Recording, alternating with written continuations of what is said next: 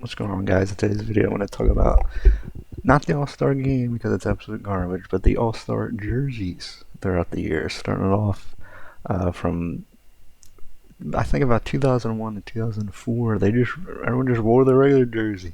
We didn't wear no special jerseys. The East wore their home jerseys. The West wore their away jerseys. It was actually a pretty cool look. I actually like that.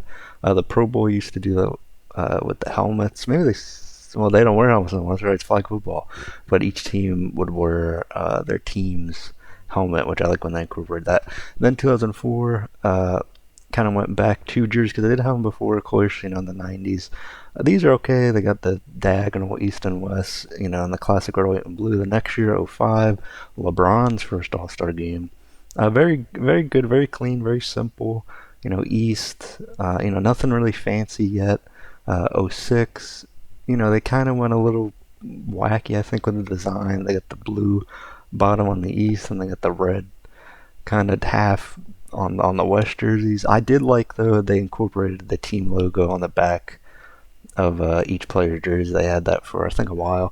Next year, '07, these were great. Vegas. The font on the jersey is great. These are one of the better ones. These are great. I think it fits well with the city. Next year, '08, this was in New Orleans. So again, they kind of started slowly incorporating the city vibes into the jersey. You got the East and the West with the whatever that is, the underline, fancy underline, kind of New Orleans vibes, but very good. These were pretty good. They were kind of weird though. They were like half and half. Like the front jersey was blue, and I think for the East it was all gray, and the back was kind of weird. The next year, '09, this would have been. These are great. These are good. Kind of all blue, all red for the West and the East. Cool font on the numbers. This was in Jerry's World.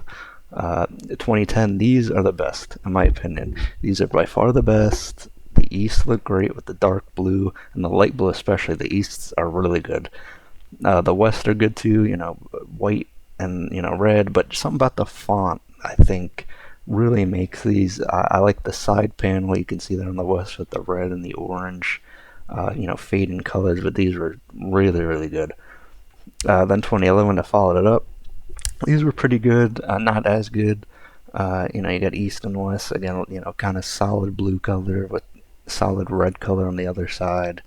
Pretty good, but not as good as the year before. In my opinion, 2012. These are very good. Again, similar, but again, I like the different colors of blue, especially in the East side. You got the dark blue and the light blue. The West, are good. The red and the gold go well together. 2013, these are kind of back to kind of classic, very Adidas-y, if that makes sense, with the stripes, the font. Like you like if there was an Adidas logo on there, you'd be able to tell Adidas definitely made these jerseys. But again, pretty good. And and then the sleeve jerseys again, really going for the New Orleans vibes with the colors and even the front logo. I liked the sleeve jerseys, especially now looking back at a lot of them, but those aren't good. Those are good. The next year in New York, I think in Brooklyn, maybe this was. These are like super plain Jane. I don't like them. They're too plain. I like simple in designs, but this is just. I mean, I don't know. It looks like a practice jersey. Then 2016, it's Kobe's last All Star game. These are very good. Again, like these are a good simple. You got the white and the blue on the East. You got the red and the white with the West. It says East on the front, it says West on the other one. Just classic, very good. These are also very good, especially the East ones. I actually like. Different colors with the gray and the white, but I think it worked. I like the East. I think are a lot better than the West ones. I think that's true majority of the time. And then when we went into this goofy captains era where we got away from East and West, it was just I don't know. I did these couple years of this. I don't like it at all. And then the fact you have your team logo so prominent on the front, and then it's just red and white. These are a bit better. I like the red, white, and blue trim. That's the only thing that's really good about these captains jersey era uh, uniforms.